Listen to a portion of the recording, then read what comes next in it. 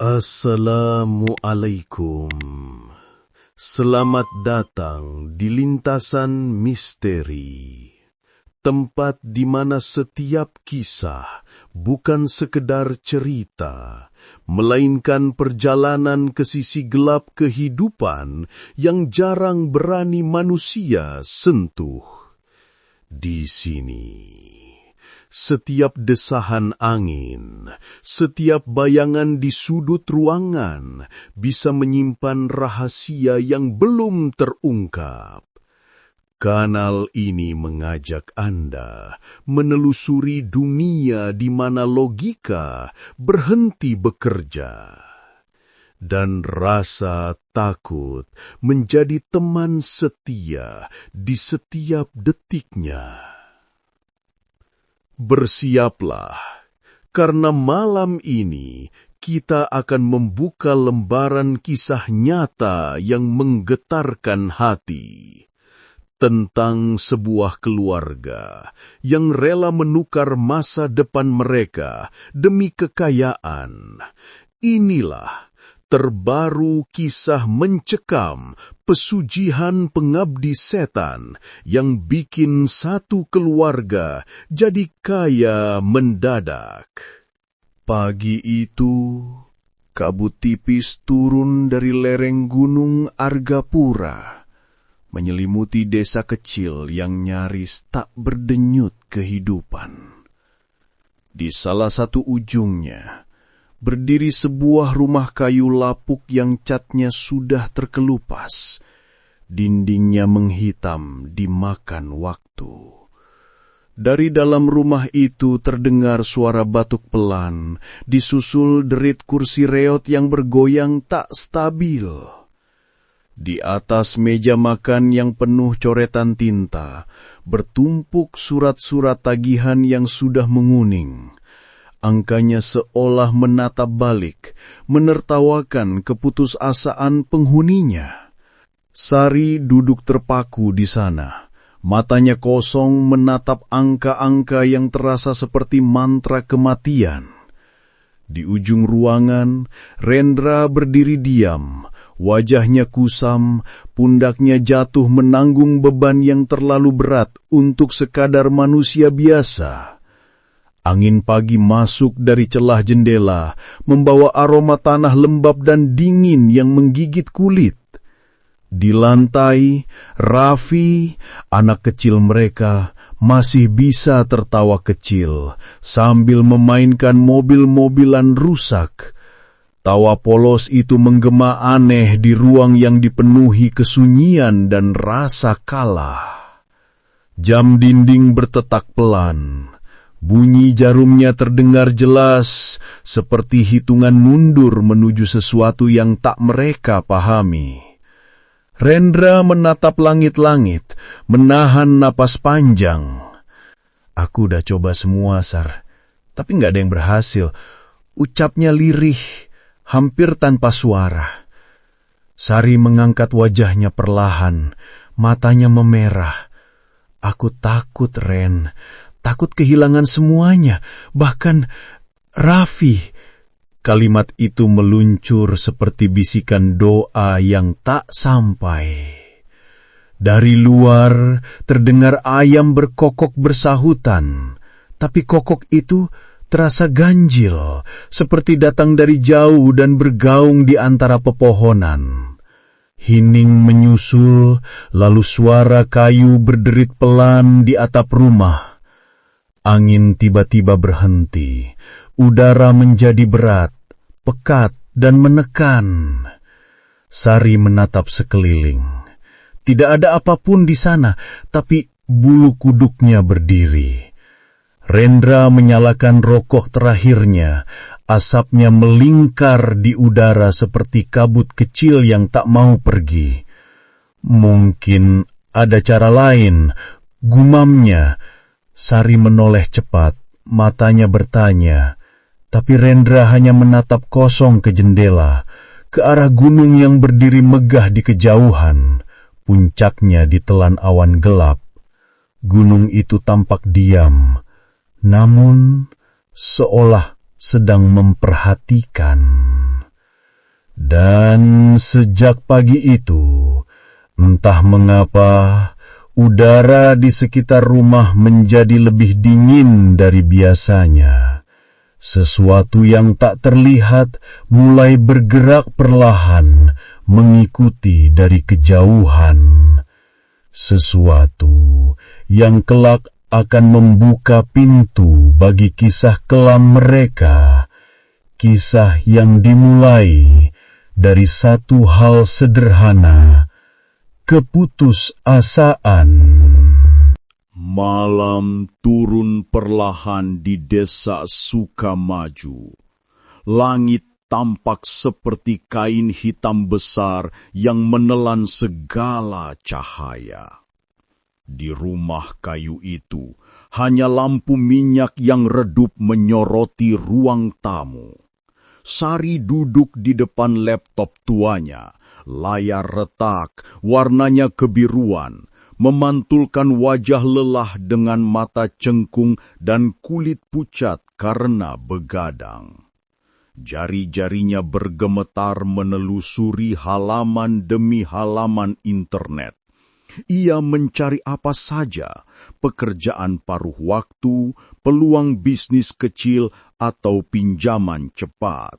Namun setiap situs yang dibukanya hanyalah jalan buntu. Sampai akhirnya sebuah forum misterius muncul di layar. Judulnya, Pesugihan Tanpa Tumbal, Dijamin Berkah. Awalnya Sari tertawa kecil. Pesugihan di zaman sekarang, pikirnya. Tapi rasa putus asa membuatnya membaca lebih jauh.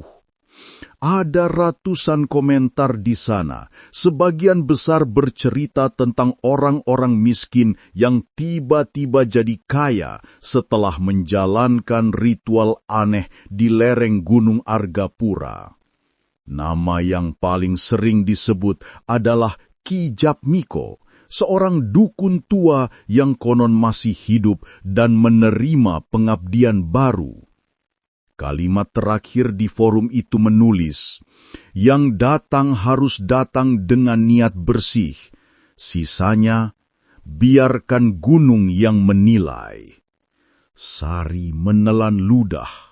Jantungnya berdetak cepat, tapi bukan karena takut, melainkan karena secerah harapan.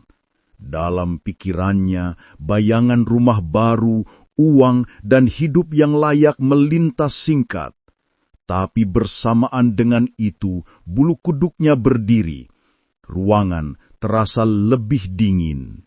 Angin berhembus lewat celah jendela, menggoyangkan tirai tua yang robek di bagian bawah. Tirai itu bergerak perlahan, seperti tangan tak terlihat yang menyentuh dari luar. Ia buru-buru mematikan laptop, tapi layar tak langsung padam. Sinar birunya malah makin terang, seolah menolak mati. Dalam pantulan layar itu, Sari melihat sesuatu. Bayangan samar berdiri di belakangnya, tinggi dan tak berbentuk, seperti kabut yang menyerupai sosok. Ia menoleh cepat, namun hanya ada kegelapan dan kursi kosong. Jantungnya berdegup keras. Ia menutup laptop, berdiri, dan menatap sekeliling ruangan yang kini terasa asing. Lantai kayu berderit perlahan, disusul suara bisikan samar seperti napas seseorang di dekat telinganya.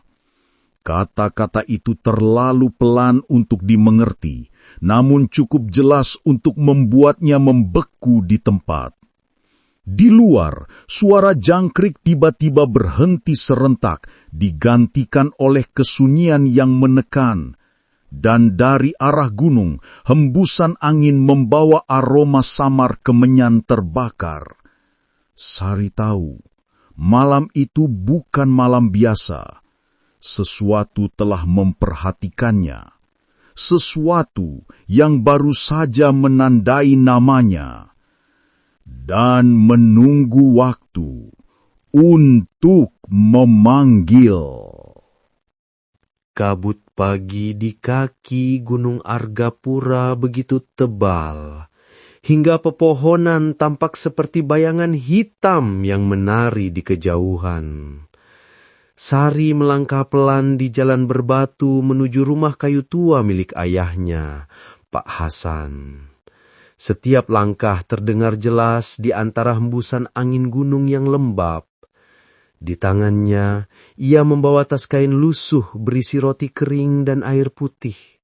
Bukan untuk bekal, melainkan alasan agar kedatangannya tampak wajar.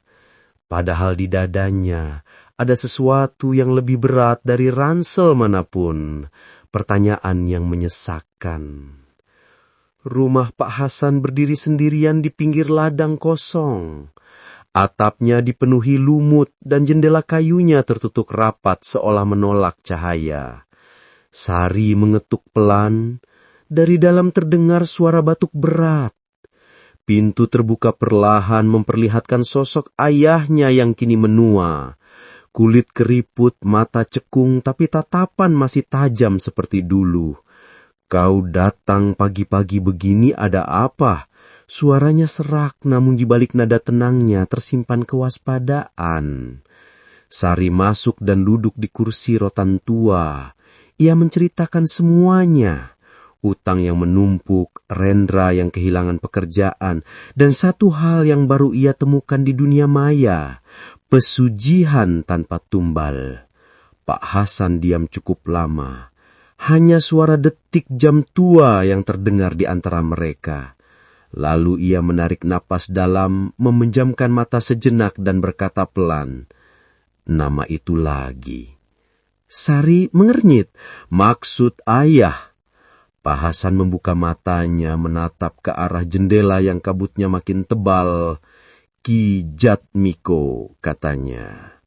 "Keluarga kita pernah bersinggungan dengannya, dan itu bukan hal yang pantas diulang." Suasana tiba-tiba menjadi berat. Angin berembus masuk dari sela dinding meniup tirai hingga bergoyang pelan. Sari menggenggam tangannya menahan gemetar.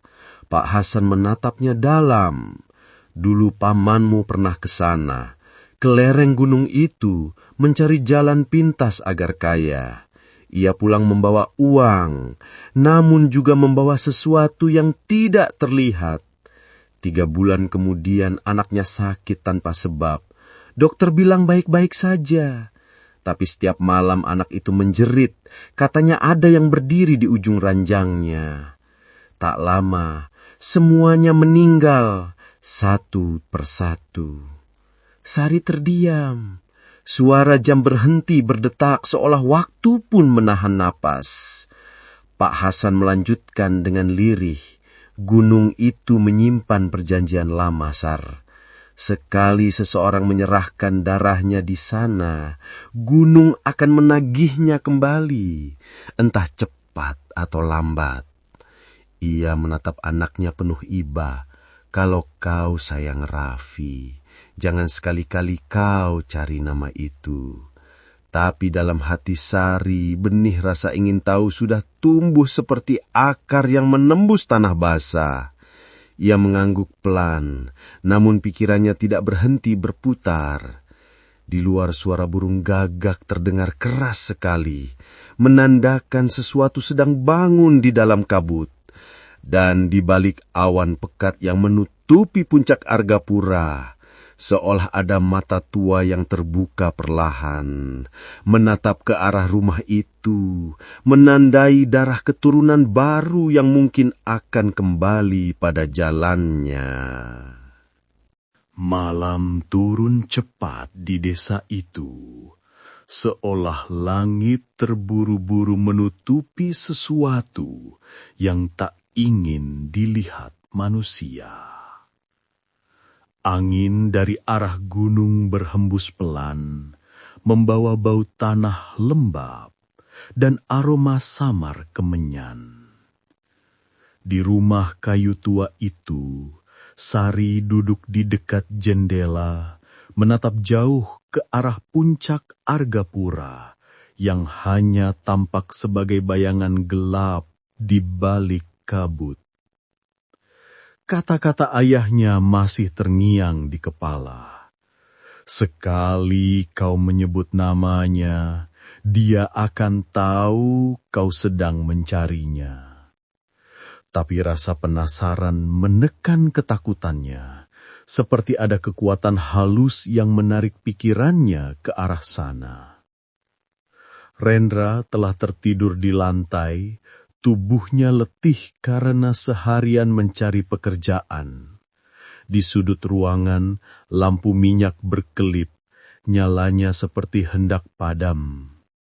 Sari menatap ke jendela, dan entah mengapa, kabut tampak makin tebal di luar. Ia menggumam lirih, hampir tak terdengar. Ki Jatmiko. Begitu kata itu terucap, lampu langsung padam. Suara kayu berderit pelan di atap. Angin berhenti. Dunia terasa diam. Lalu, sesuatu terjadi. Dari luar terdengar suara langkah, pelan, berat, seolah seseorang berjalan di tanah basah mengitari rumah. Sari membeku. Suara itu berhenti tepat di bawah jendela tempat ia duduk. Lalu terdengar bunyi napas kasar, panjang, menekan. Ia menatap jendela dengan mata melebar, dan dalam pantulan kaca yang buram oleh embun, tampak bayangan samar berdiri di luar.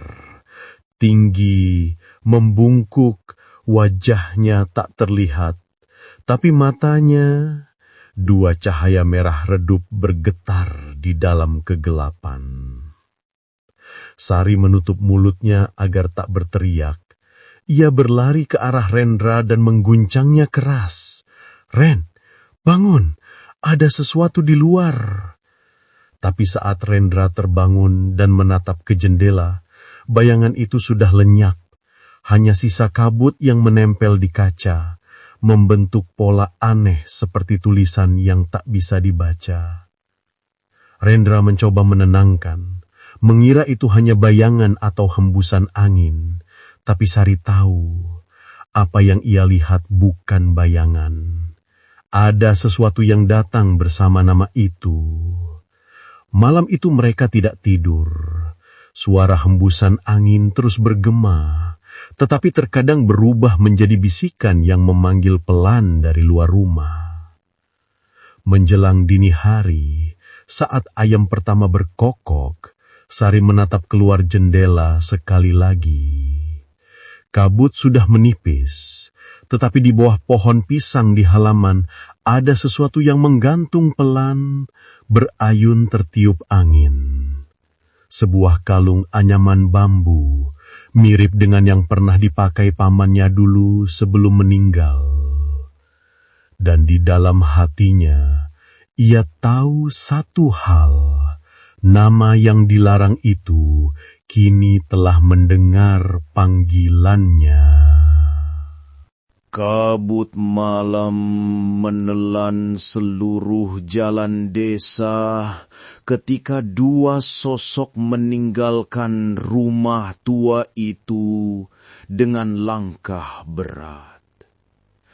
Sari dan Rendra berjalan tanpa banyak bicara, hanya suara gerimisik ranting kering yang patah di bawah langkah mereka. Di punggungnya, Rendra membawa ransel kecil berisi sesajen sederhana. Beras, bunga 7 rupa, dan sebotol air dari sumur belakang rumah. Benda-benda yang menurut forum misterius itu wajib dibawa jika ingin bertemu Ki Jatmiko. Udara semakin dingin, setiap napas membentuk uap putih yang cepat menghilang. Di kejauhan, Gunung Argapura menjulang gelap seperti raksasa tua yang terbangun dari tidur panjangnya. Jalan menuju lereng begitu sunyi, hingga suara jangkrik pun terdengar jauh. Hanya sesekali terdengar lolongan anjing dari arah kampung, menggema panjang, lalu hilang ditelan kabut.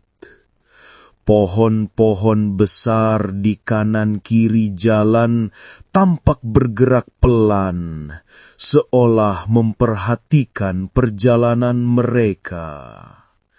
Rendra menyalakan senter kecil, sinarnya menembus kabut dan memantulkan partikel halus seperti debu kuno yang berterbangan di udara. "Kau yakin tempatnya di sini?" bisiknya pelan. Sari mengangguk, matanya menatap lurus ke depan. Forum itu bilang pondoknya di dekat mata air tua, di balik hutan pinus. Mereka terus berjalan, setiap langkah terasa seperti masuk lebih dalam ke dunia yang berbeda, sunyi, lembab, dan tak bersahabat. Kabut semakin tebal, angin bertiup membawa suara seperti gamelan pelan yang datang dari entah mana. Nadanya tidak teratur, menyerupai nyanyian dari alam bawah tanah. Jantung Sari berdetak makin cepat, tapi rasa takut bercampur dengan dorongan aneh dalam dirinya. Tiba-tiba, di tengah kabut, cahaya kuning samar terlihat di kejauhan. Rendra berhenti, menatap ke depan. Di antara pepohonan, tampak sebuah pondok tua dari kayu dengan atap ilalang. Asap tipis keluar dari celah atapnya, beraroma kemenyan dan damar terbakar. Seekor burung gagak melintas rendah di atas kepala mereka dan mengeluarkan suara parau yang memecah kesunyian. Mereka saling berpandangan, lalu melangkah mendekat. Pintu pondok terbuka perlahan, mengeluarkan suara decit panjang, seolah sudah lama tidak disentuh. Dari dalam, tampak bayangan seorang pria duduk bersila di depan api kecil. Wajahnya samar, tapi matanya memantulkan cahaya merah dari bara yang menyala di depannya. "Masuklah." Suara itu dalam, bergema seperti berasal dari dua arah sekaligus. "Kau sudah memanggilku, Sari." Udara tiba-tiba menurun drastis. Lampu senter Rendra padam. Di sekeliling mereka, kabut bergerak cepat membentuk lingkaran, menutup jalan keluar. Sari menelan ludah, menatap ke arah suara itu.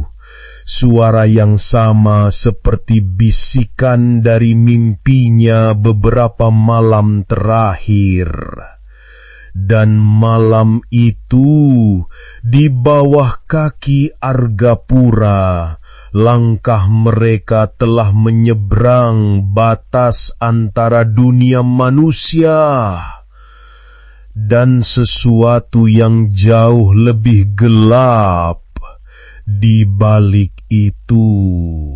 Pondok tua itu menyambut mereka dengan udara berat dan aroma kemenyan pekat yang seolah melekat di kulit.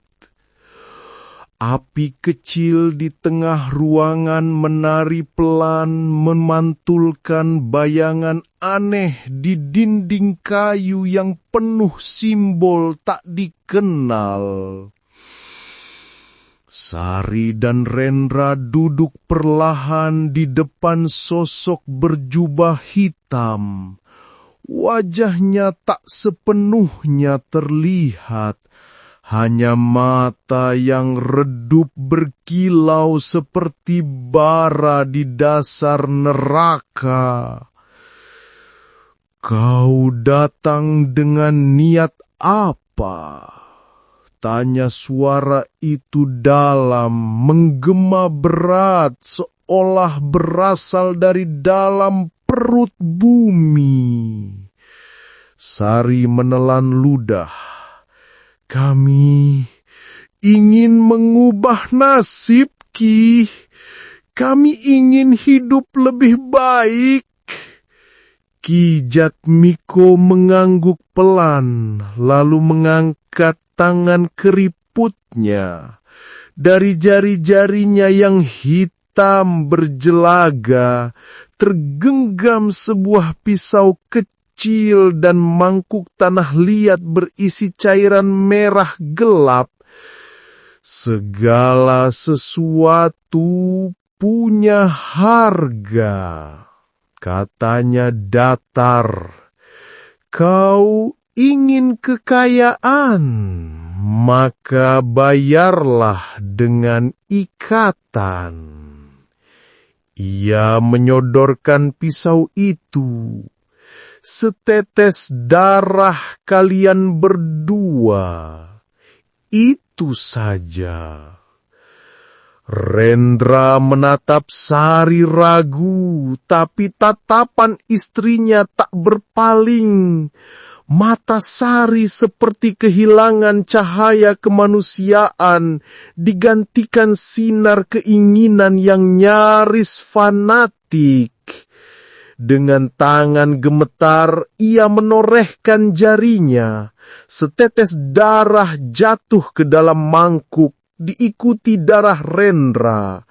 Begitu darah itu menyentuh cairan merah di dalamnya, nyala api di tengah ruangan bergoyang liar, lalu berubah menjadi warna biru. Suara angin menggema di luar, disusul laulang panjang yang tak wajar. Ki Jatmiko menutup mata, berkomat kamit dalam bahasa yang tak dimengerti. Simbol-simbol di dinding mulai berpendar, seolah hidup. Lantai bergetar halus dan udara di ruangan berubah dingin seperti di dasar sumur. Perjanjian diterima. Ucapnya kemudian, mulai malam ini kekayaan akan datang padamu. Namun ingat, setiap berkah membawa bayangan. Sari menggenggam tangan Rendra. Tubuhnya bergetar hebat. Entah karena takut atau karena sesuatu dalam dirinya mulai berubah. Ki Jatmiko menatap mereka dengan senyum samar, menyingkap giginya yang hitam dan tajam. Pulanglah, harta akan datang, tapi jangan pernah menolak ketika waktunya tiba. Mereka keluar dari pondok itu dengan langkah gontai. Di luar kabut terasa lebih tebal daripada sebelumnya. Pohon-pohon berdesir tanpa angin seolah ikut menyaksikan perjanjian yang baru terikat. Saat mereka menuruni jalan tanah menuju desa, langit bergemuruh pelan dan cahaya kilat menyambar di balik awan. Dari kejauhan di puncak gunung, tampak sekelebat cahaya merah menyala singkat lalu padam. Di antara kabut itu, samar-samar terdengar bisikan panjang yang seolah mengekor langkah mereka pulang. Bisikan yang berisi satu janji. Segala yang diminta telah dibayar. Pagi di desa Sukamaju terasa berbeda. Langit lebih terang, udara lebih hangat, dan entah mengapa burung-burung di sekitar rumah Sari berkicau serempak seperti menyambut sesuatu yang baru. Hanya dalam hitungan hari setelah mereka kembali dari lereng gunung, keajaiban aneh mulai terjadi. Rendra yang berbulan-bulan tak mendapat pekerjaan, tiba-tiba dipanggil oleh seorang kenalan lama untuk mengelola proyek besar di kota. Uang muka mengalir deras tanpa banyak pertanyaan. Dalam seminggu, tumpukan utang mereka lunas. 2 minggu kemudian, rumah tua itu direnovasi menjadi bangunan baru yang megah. Semua orang di desa heran.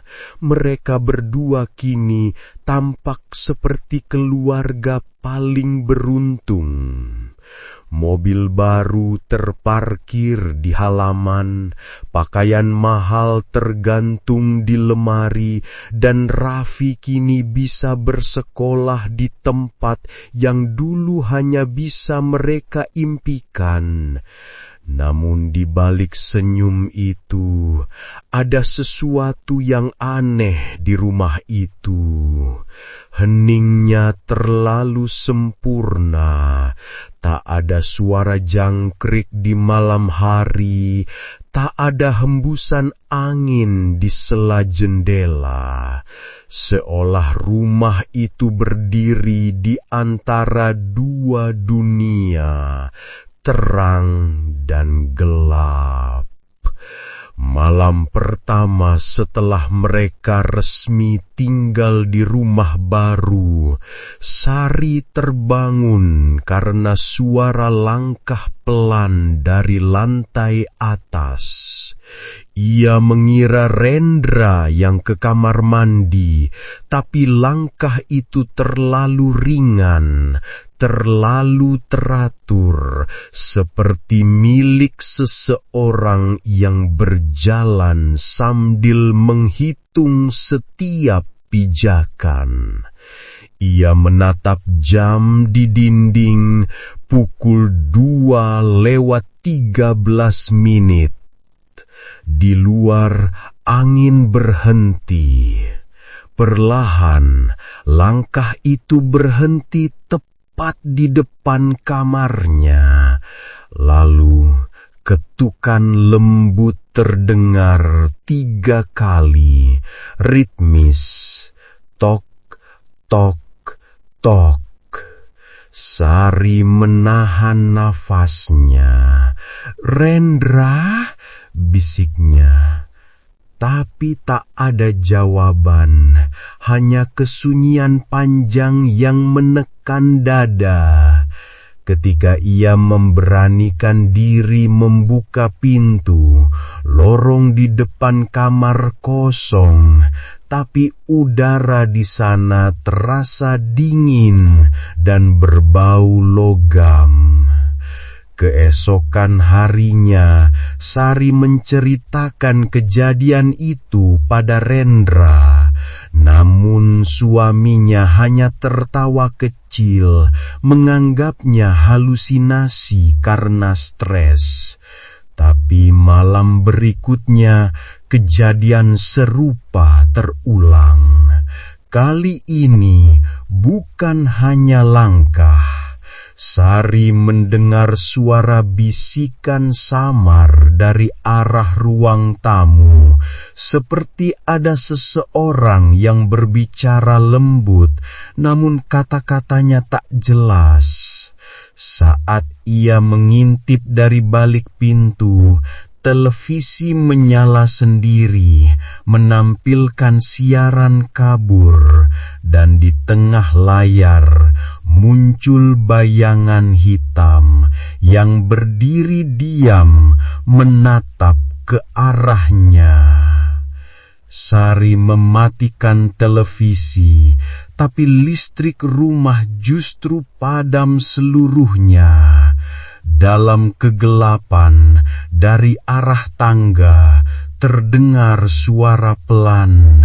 Sudah dimulai. Keesokan paginya, uang di rekening mereka bertambah 3 kali lipat tanpa sebab. Rendra tertawa bahagia, memuji nasib baik mereka. Tapi Sari hanya diam, menatap kaca jendela di mana bayangan hitam itu masih terlihat sekilas, berdiri di luar rumah, menatap mereka tanpa mata. Kekayaan datang cepat, tapi bersama sesuatu yang tak terlihat, yang perlahan mulai menuntut haknya. Hari-hari berlalu dengan kemewahan yang semakin tak masuk akal. Rendra makin sibuk dengan proyek-proyek besar yang datang entah dari mana, sementara Sari mengurus rumah yang kini terasa lebih seperti istana. Namun di balik semua itu, ada sesuatu yang berubah, perlahan tapi pasti. Setiap malam, suhu di dalam rumah selalu lebih dingin dari luar. Lampu sering berkelip, radio menyala sendiri, dan bau kemenyan muncul tanpa alasan. Sari mulai merasa ada yang memperhatikan dari balik bayangan. Raffi, yang dulu selalu ceria, kini sering terbangun di tengah malam dengan wajah pucat. Dia bercerita tentang teman baru yang sering datang bermain di kamarnya. Ketika Sari bertanya, Raffi menjawab polos. Dia tinggi, matanya merah. Tapi baik kok ibu, dia bilang rumah kita sekarang miliknya juga. Sejak malam itu, Sari tak pernah tidur nyenyak lagi. Suatu sore, saat matahari hampir tenggelam, Sari melihat sesuatu yang membuat darahnya berhenti mengalir. Di cermin besar ruang tamu, bayangannya tidak bergerak mengikuti tubuhnya. Saat dia menoleh ke kiri, bayangannya tetap menatap lurus dengan senyum kecil yang bukan miliknya. Dia menutup mata, berdoa keras, tapi semakin lama berdoa, udara di sekitar tubuhnya terasa menekan. Lilin aromaterapi di meja padam sendiri. Rendra juga mulai menunjukkan perubahan. Dia sering termenung lama di depan cermin, menatap dirinya sendiri seperti orang yang kehilangan jiwa. Kadang bibirnya bergerak, seolah berbicara dengan seseorang yang tak terlihat. Ketika Sari menegurnya, Dia tersencak, menatap istrinya dengan mata merah dan berkata pelan, "Jangan ganggu aku, dia sedang bicara." Suasana rumah makin berat. Burung gagak sering hinggap di atap, menatap jendela dengan kepala miring. Di setiap sudut rumah muncul suara langkah samar, meski tak ada siapapun. Piring pecah sendiri, air sumur berbau amis, dan di malam tertentu, dari arah halaman terdengar gamelan sayup, seolah pesta kecil sedang berlangsung di dunia yang tak bisa dilihat manusia. Suatu malam, ketika Rendra tertidur, Sari terbangun karena mendengar bisikan halus di telinganya. Suara itu lembut namun dingin. Tumbal pertama sudah dipilih. Dia menoleh cepat, tapi hanya melihat bayangan hitam di langit-langit menjulur panjang hingga ke lantai. Sari menjerit tertahan, lalu menutup wajahnya dengan selimut. Di luar rumah, angin bertiup kencang, menggoyangkan pepohonan, dan untuk sesaat terdengar tawa lirih dari arah gunung. Keesokan paginya, semua terasa normal. Tapi di kaca jendela kamar Raffi, muncul tulisan dari embun yang perlahan terbentuk sendiri. 1 sudah menunggu. Langit sore itu tampak aneh di desa Sukamulyo. Warna orangnya yang biasanya hangat kini berganti menjadi kelabu muram, seolah matahari enggan berpamitan.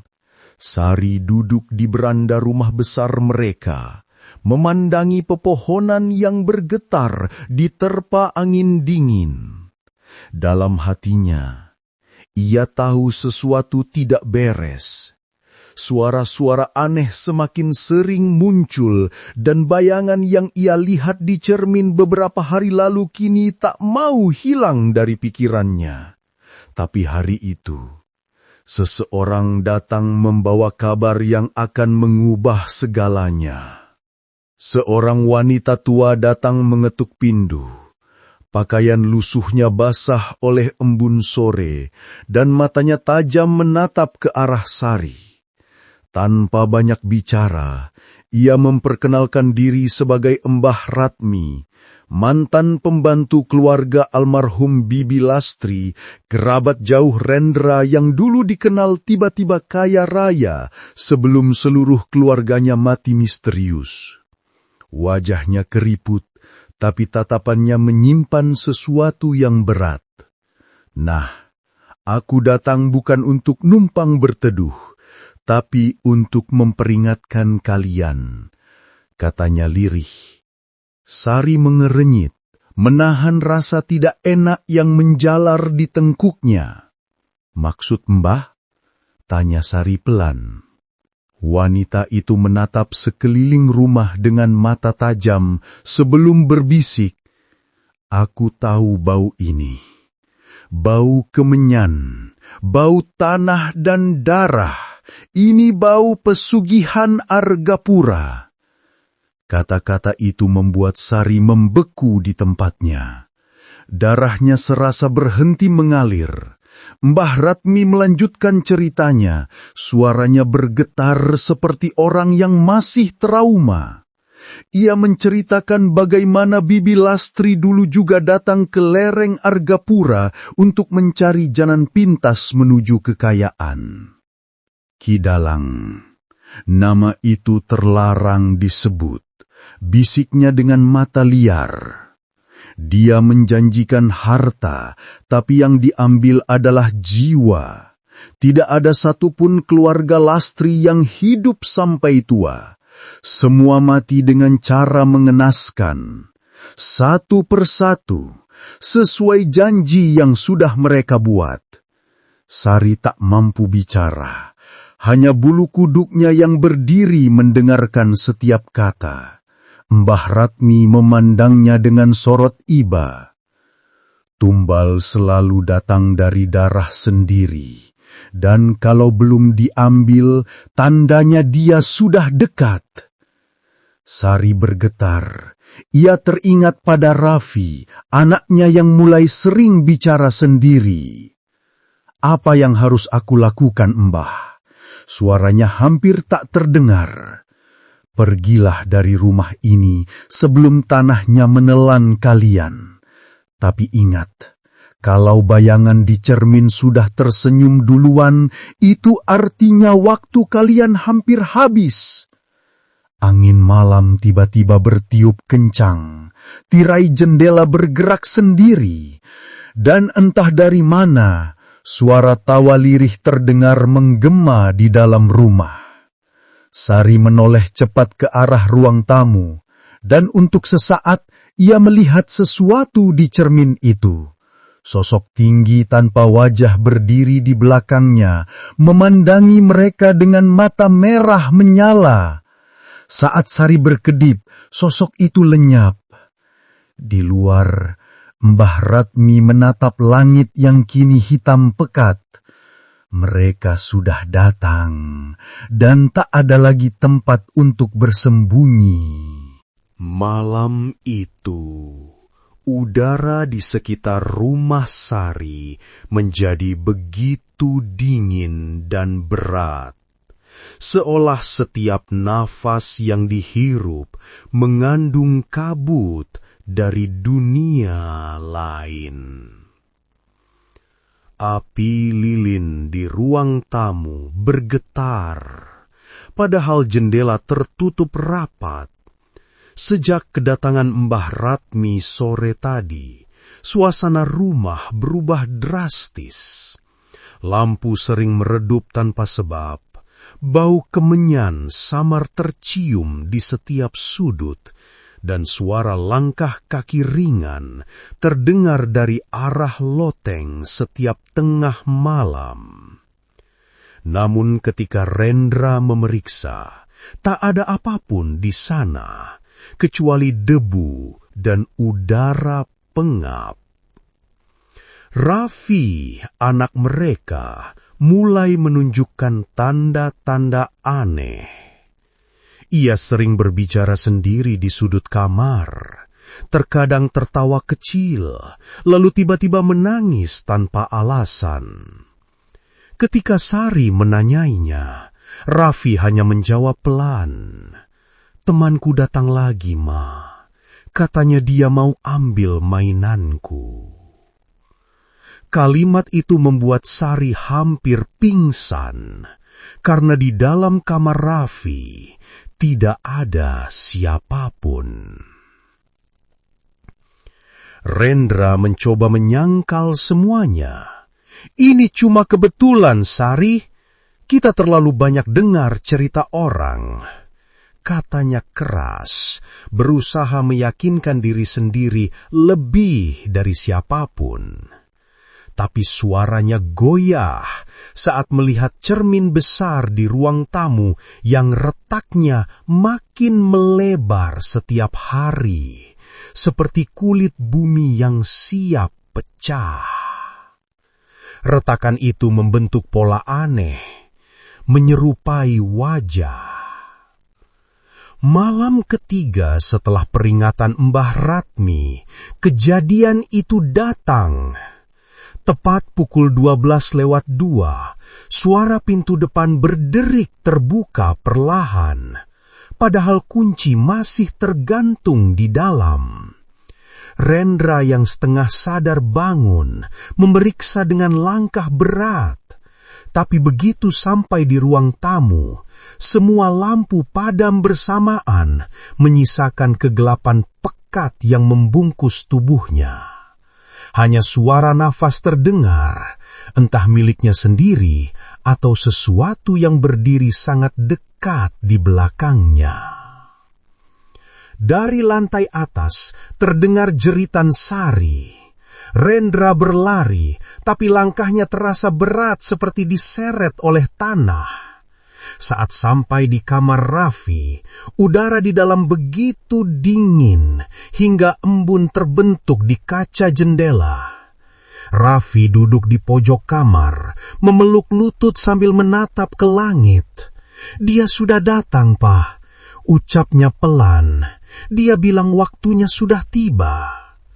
Rendra menoleh perlahan ke arah jendela. Dan di sana, di balik kaca yang tertutup embun, terlihat bayangan besar tanpa wajah, berdiri tegak dengan mata merah membara seperti bara api. Nafas Rendra tercekak. Suara berbisik terdengar di telinganya, lirih namun jelas. Tumbal sudah dipilih. Pagi harinya, rumah itu sunyi, terlalu sunyi. Sari terbangun dengan tubuh gemetar, mencari Rendra, tapi yang ia temukan hanyalah jejak kaki basah di lantai, mengarah keluar rumah dan berhenti tepat di depan cermin besar yang kini retakannya memanjang hingga ke lantai. Dari sela-sela retakan itu mengalir darah tipis, segar, seolah cermin itu baru saja menelan sesuatu.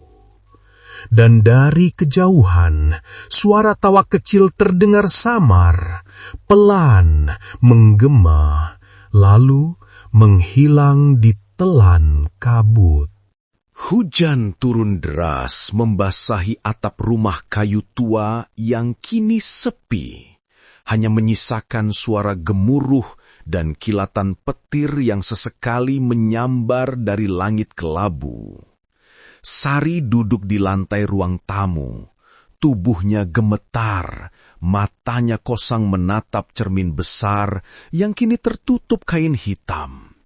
Di balik kain itu, ia tahu sesuatu sedang bergerak, perlahan, seolah menunggu waktu yang tepat untuk menampakkan diri. Semalam, Rendra menghilang tanpa jejak, hanya meninggalkan jejak kaki basah dan bisikan yang terus menghantui pikirannya. Tumbal sudah dipilih. Sari memeluk Raffi erat-erat. Anak itu kini pucat dan lemah. Setiap malam suhu tubuhnya turun drastis dan matanya kadang berubah gelap seolah sedang menatap sesuatu yang tak bisa dilihat oleh manusia biasa. "Dia marah, Ma," bisiknya suatu kali. "Katanya ayah melanggar janji." Kata-kata itu membuat dada Sari terasa sesak karena ia tahu Raffi tidak sedang berbohong. Ia bisa merasakan hawa dingin yang sama setiap kali nama Kidalang disebut, seolah arwah leluhur gunung itu masih menagih janji lama yang belum terbayar. Desa Sukamulyo mulai membicarakan mereka. Beberapa tetangga mengaku melihat bayangan tinggi berdiri di depan rumah mereka pada tengah malam, sementara anjing-anjing kampung melaung tanpa henti hingga fajar. Seorang dukun tua bahkan menolak datang ketika Sari memohon pertolongan. "Kalian sudah mengikat diri dengan sesuatu yang bukan manusia. Kalian tak bisa menebus dengan doa, hanya dengan pengorbanan yang setimpal."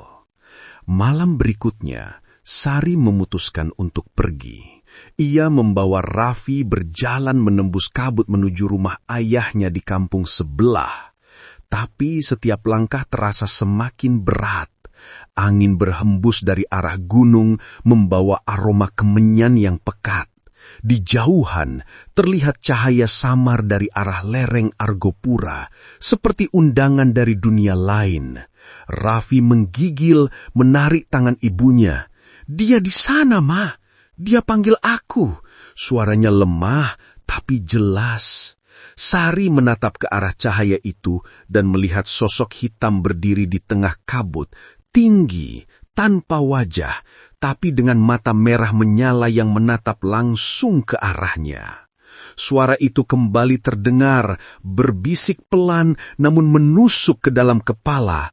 Janji harus ditepati atau yang lain akan diambil. Sari menjerit dan memeluk Raffi erat, namun tanah di bawah kakinya bergetar. Dari arah gunung, angin bertiup kencang, membawa tawa yang tak manusiawi, mengema di antara pepohonan. Malam itu, suara langkah kaki terdengar menuju rumah tua mereka. Pelan, pasti, dan tak bisa dihentikan. Di atas meja altar yang lama ditinggalkan, lilin yang sudah padam tiba-tiba menyala sendiri. Bayangan Rendra tampak di cermin yang tertutup kain hitam, menatap dari balik tirai dunia, seolah mengingatkan bahwa janji dengan kegelapan tidak pernah benar-benar bisa dilanggar. Fajar belum sepenuhnya muncul. Namun kabut sudah menyelimuti desa Sukamulyo seperti selimut tebal yang menelan setiap suara. Rumah tua di tepi hutan itu kini tampak lebih menyeramkan dari sebelumnya. Dindingnya basah oleh embun, atapnya meneteskan air hujan yang belum reda semalam, dan udara di sekitarnya terasa beku. Tak ada lagi tawa kecil dari Raffi. Tak ada suara langkah Sari menyiapkan sarapan. Yang tersisa hanyalah keheningan yang menggantung di udara. Keheningan yang menyimpan kisah kelam di balik tembok kayu itu. Penduduk desa menemukannya pagi itu. Pintu rumah terbuka lebar, dan di tengah ruang tamu, mereka menemukan Sari duduk bersimpuh, menatap cermin besar yang sudah tak tertutup kain hitam. Matanya kosong, pandangannya terpaku pada permukaan cermin yang kini berkilau aneh. Di dalam pantulannya, mereka tidak melihat wajah Sari, melainkan sosok tinggi tanpa bentuk dengan mata merah menyala, berdiri tepat di belakangnya. Namun, ketika seseorang mencoba mendekat, sosok itu menghilang begitu saja, meninggalkan aroma kemenyan yang pekat dan hawa dingin yang menusuk hingga ke tulang. Raffi tak ditemukan. Hanya boneka kecil yang dulu sering ia mainkan tergeletak di lantai dekat cermin, basah oleh air entah dari mana. Di dinding, tertulis dengan darah kata-kata yang mengguncangkan siapapun yang membacanya. Janji ditepati, tapi bayangan tetap menunggu. Sejak hari itu, rumah keluarga Sari tak pernah lagi berpenghuni. Orang-orang yang lewat di malam hari sering mengaku mendengar suara tangisan anak kecil dari dalam, disusul bisikan lembut yang memanggil nama-nama mereka. Kadang-kadang, jika kabut turun terlalu tebal, ada yang bersumpah melihat sosok perempuan duduk di depan rumah dengan rambut basah menutupi wajahnya, menatap ke arah lereng Gunung Argapura, seolah menunggu sesuatu yang tak pernah datang. Di desa, nama Ki Dalang kini kembali menjadi legenda yang ditakuti. Orang-orang tua memperingatkan anak cucunya agar tidak pernah tergoda oleh jalan pesugihan. Sebab setiap kekayaan yang datang terlalu cepat selalu membawa harga yang tak bisa dibayar dengan uang. Harga itu adalah jiwa. Malam-malam di Sukamulyo tak pernah benar-benar tenang. Di saat angin bertiup dari arah gunung dan aroma kemenyan tercium samar, penduduk akan menutup pintu rapat-rapat. Karena mereka tahu, bayangan dari perjanjian lama itu masih berkeliaran, mencari jiwa-jiwa baru yang putus asa, menunggu siapa yang cukup berani atau cukup bodoh untuk kembali memanggil namanya. Dan jika suatu malam kau mendengar ketukan pelan di jendela, jangan buka tirai, sebab mungkin itu bukan manusia, melainkan mereka yang menagih janji. Terima kasih telah menyimak kisah mencekam ini.